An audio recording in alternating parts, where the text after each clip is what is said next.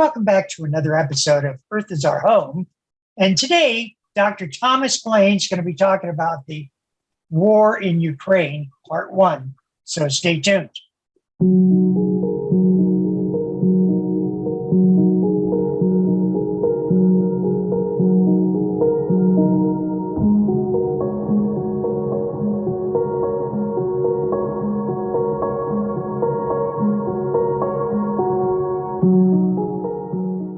Welcome back to another episode of Earth is Our Home.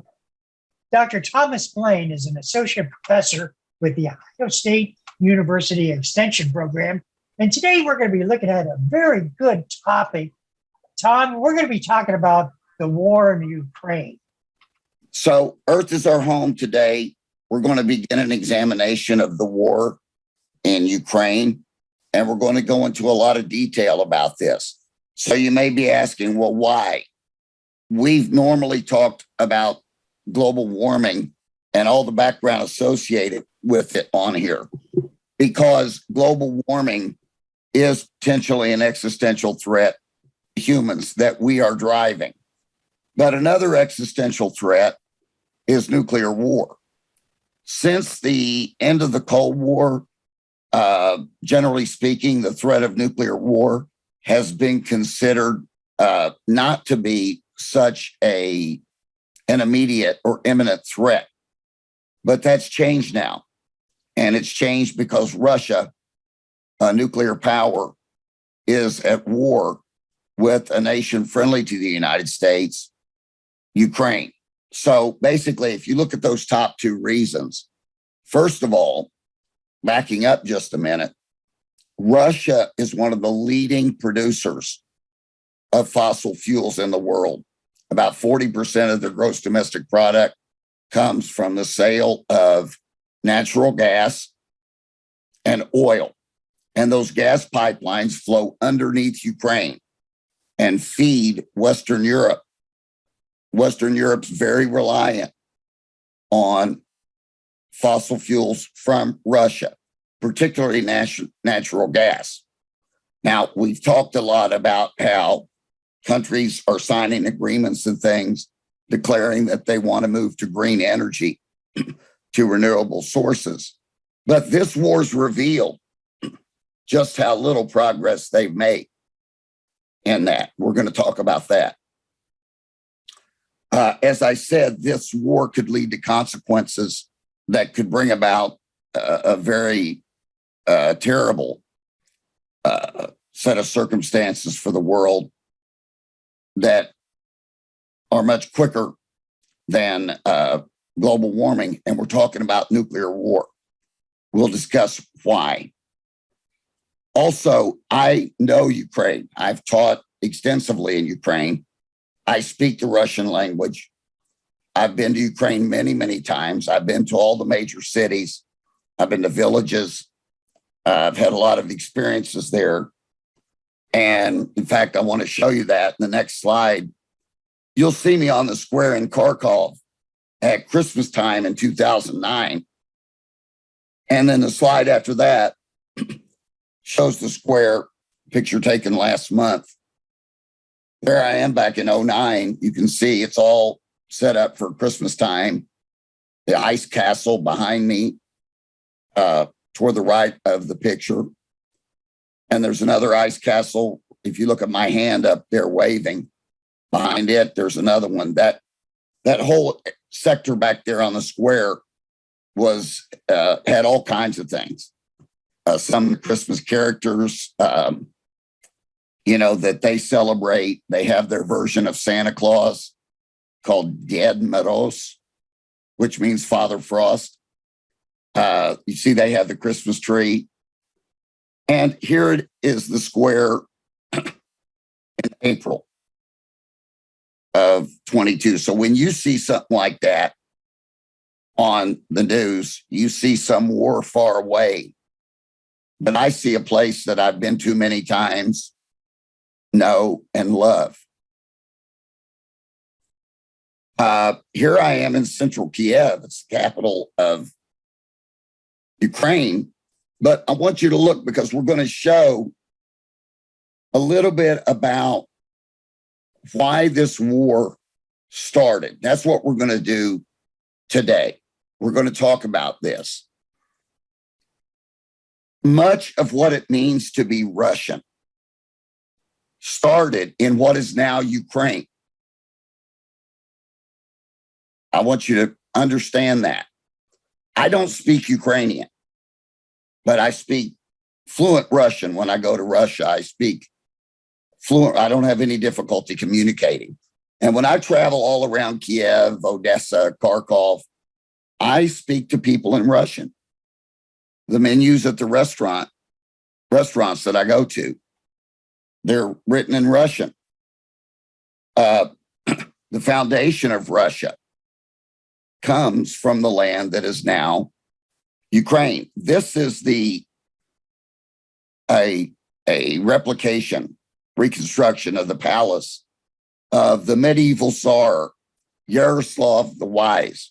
And you can see his name on the rock if you can take a look at that rock. Of course, it's in Cyrillic, but it says Yaroslav Mudry. Yaroslav Mudry.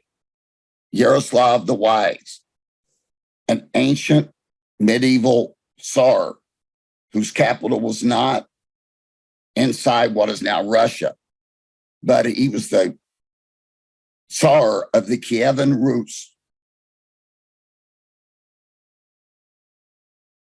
Here I am over on near the border with Russia. This was after the 2014 war, where Russia basically stole Crimea from the Ukrainians. And so Ukraine was starting to beef up its military so that they could fight like they're fighting now. And here I am talking to a military cadet at a school in Sumy, just near the Russian border. I would imagine this young man now is a junior officer in the Ukrainian army, maybe leading a company or a platoon.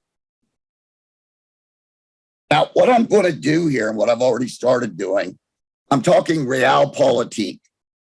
Realpolitik comes from the German. It means a system of principles about politics based on practical rather than moral or ideological considerations. I'm going to try to talk to you about what is and not what my opinions or side is, anything like that. Something that some people like to say they're unbiased.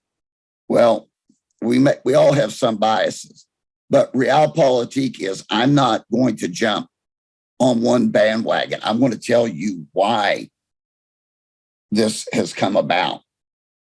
There's a long and complicated history of Russia and Ukraine, a huge overlap between the two countries.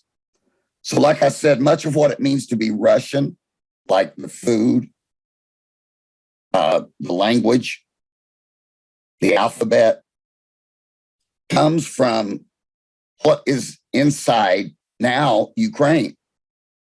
The medieval Tsars ruled from Kiev. I showed you that, the capital of Ukraine. But the thing about it was in medieval Eastern Europe, boundaries were fluid. They were constantly changing because there were different groups. There were invasions from the peoples to the east, like the Mongols, who would come and lay waste to entire kingdoms. You probably heard of Genghis Khan, Kublai Khan. These hordes kept coming and changing the map. But I want you to look at a medieval map here. Europe in the Middle Ages. And if you look to the right there, where it says Kievan Rus, that U in Rus is right where Kiev is today. Kiev was in the heart of what's called the Kievan Rus. So the name, it's an eponym even, it's Kievan Rus. So you got the capital of Ukraine today was the name of the entire group that forms ancient Russia. Here's another map of the Middle Ages that was depicted. Again, you look at Russia. You look where it says Russia, right below that, Kiev on the Dnieper right on the Dnieper River. I've spent a lot of time in Kiev. That's where I showed you Yaroslav the Wise, his palace. Here it is in 1700. Now, Lithuania and Poland began to expand, and other groups of Slavic peoples moved in. Notice how close on the right there, this Lithuanian and Poland group came to Kiev. And along with it, a lot of different peoples that were Slavic peoples, including Ruthenians and others. This began to change the population a little bit. But then look what happened. By 1803, the Russian Empire got its act together. Poland's been wiped off the map. There was no Poland. Poland was only an idea by the time of Napoleon. The Prussians, that's Germany, took a big chunk. The Austrian Habsburg monarchy took another big chunk of Eastern Europe. That's a German empire. And then the Russians came in, and you can see in 1803, all of what is now Ukraine was in the Russian Empire. Here is Europe on the eve of World War I. No Poland. Poland didn't exist. Ukraine, it was not a political entity. It was part of the Russian Empire. What is now Poland was divided between the Germans, the Austro-Hungarians, and the Russians. Now, so here we are up to the 20th century. And right after World War I, you had the formation of the Soviet Union, which basically had its boundaries in the Russian Empire. Ukraine was designated a republic inside the Soviet Union, just like Russia was. Some of the leaders of the Russian Revolution came from Ukraine. Leon Trotsky was from down there along the Black Sea. He had several homes down there. As a kid growing up, his family moved around, but he went to school in Odessa. My view is that the living, the way of life and everything in Ukraine, in most of what is now Ukraine, was essentially the same as Russia. There were famines in Ukraine in the 1930s, and a lot of people died.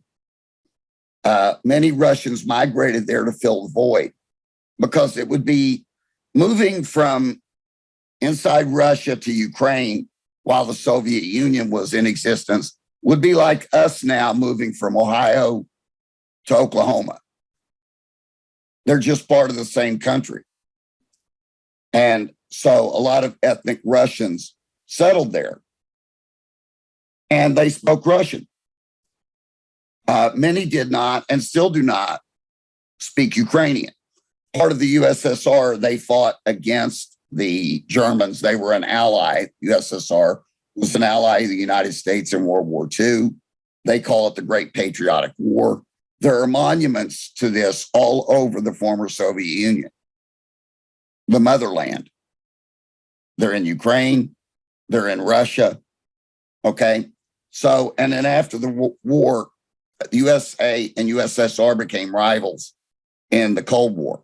Now, when the Cold War ended around 1990, the USSR disintegrated, and most of the republics got their independence. So Ukraine became an independent country, really for the first time ever, in about 1991. Ukraine is a country that is really only about 30 years old. Even though, like I say, they've got traditions that go back. But the thing about it is, a lot of those traditions, like I've already told you about the Christmas celebration and the Orthodox religion and the language and everything, there's a huge overlap. President Bush, 41, and Clinton, they promised Russia that if Ukraine got its independence, that our treaty organization, NATO, which was set up to oppose the Soviet Union, that it would not expand into Eastern Europe. and would not move into the former Soviet republics. We wouldn't try to get Poland into it. We wouldn't try to get Ukraine into NATO and everything like that. Many Eastern European countries and former Soviet republics, and so countries that includes Poland, definitely, and it includes Ukraine. Many of them wanted to be like Germany, France, Great Britain, and the United States. They longed to be like we are, not like Russia. Now, I've got to bring this postscript in. When you asked me why I started to go to Ukraine, we had a faculty member at Ohio State who was an exchange faculty member. He came and taught here. And one of the things they wanted from him when he taught here was to bring back an American professor back to his institute in Ukraine to teach. That was kind of one of the conditions, and nobody wanted to go. So I said, I'll go. So I started studying Russian, the Russian language, not Ukrainian, because I figured I speak 8 languages, but if I learn a language, it's got to be a language that is spoken in quite a lot of places, because I can't afford to invest in a language that's only spoken in a tiny area. And to be very honest with you, not only is Russian spoken throughout Russia, the largest country in the world, but it is spoken in Ukraine. And I'm telling you, when you get off the plane there in a city like Odessa and Kiev, and you want to ask somebody for directions or whatever, you start talking in Russian and they will understand you and they'll talk back. I don't inquire, do you happen to speak Ukrainian also? But many don't. Many don't bother to learn Ukrainian. I told somebody, you can get a Russian experience. And I wanted a Russian experience by going to Ukraine. What does that mean? Well, the food, a lot of the traditional clothing, the language, they're Russian in Ukraine. But to me, it's better to go to Ukraine than Russia. Why? You don't even need a visa. The Ukrainians were so welcome to Americans. You just get your passport, jump on a plane and go.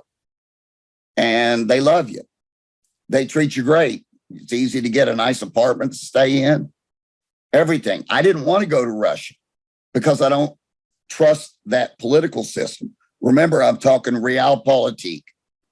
I'm not trying to be too judgmental here, but I do not trust Russia. I don't want to go into a country that's a dictatorship where the leader, Vladimir Putin, has been known to lock people up without due process and to have people murdered.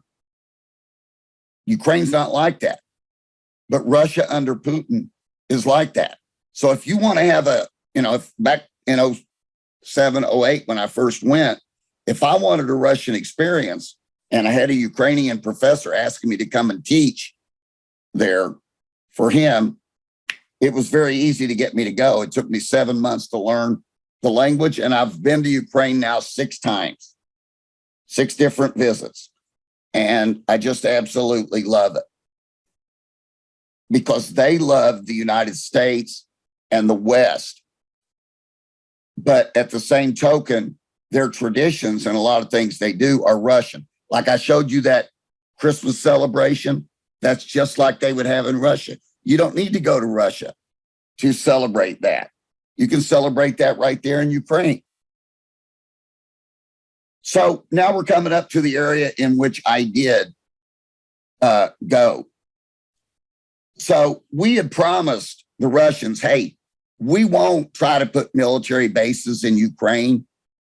We won't get them into NATO. We won't get all that stuff. We'll let them be neutral. Well, a lot of things changed. Russia really, it looked like in the late 90s that they were trying democracy, but it failed. Russia is not a democracy. Vladimir Putin is an autocrat. Make no question about that. Ukraine is a democracy. Democracy succeeded there. It failed in Russia. Instead of bringing the former Soviet republics back, these developments hastened the desire of many Ukrainians to get close to the West and join NATO, to get away from the sphere of influence of Russia. And depending on who was in leadership in Ukraine, relations with Russia waxed and waned. But the overall trend was clear. Most Ukrainians, even those who are ethnically Russian, speak Russian, consider their ancestors Russian, they wanted independent Ukraine. They don't want to join Russia. They would rather be independent, but join the Western alliance.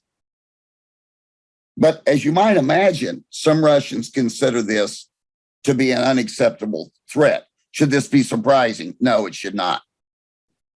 When the Soviet Union tried to put Cuba attempted to join a military alliance with the Soviet Union in 1962 and install nuclear weapons on that island, putting Soviet nukes within 100 miles of Florida.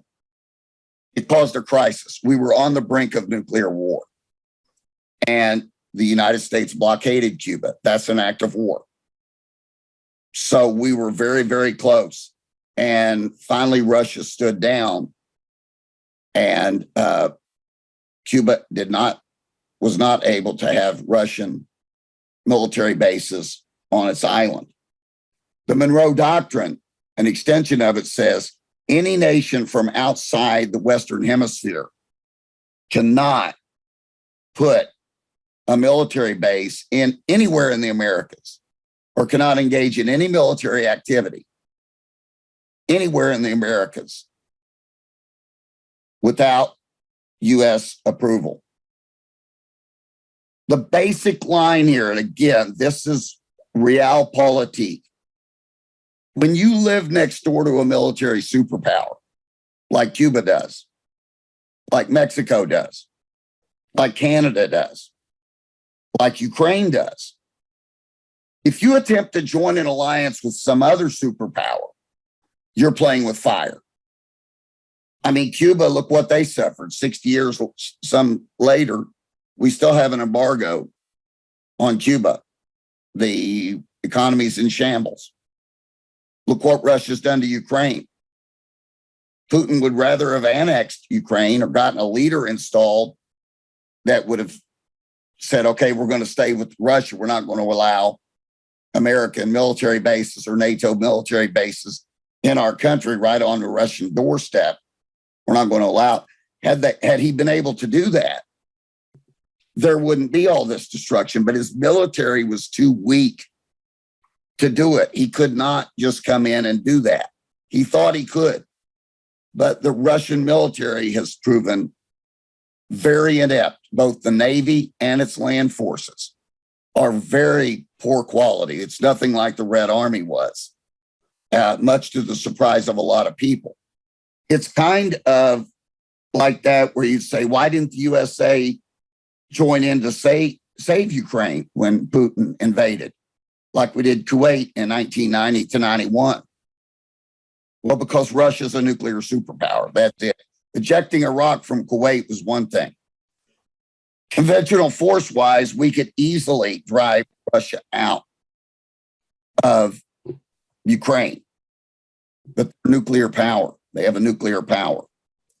And the array of their nuclear weapons is more extensive than ever, which brings us to what we're going to talk about next time, the nuclear threat, and why I say right now we are closer to nuclear war than at any time since the Cuban Missile Crisis, a real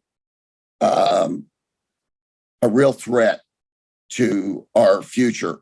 And I'm going to go into that and why this has occurred the way it has.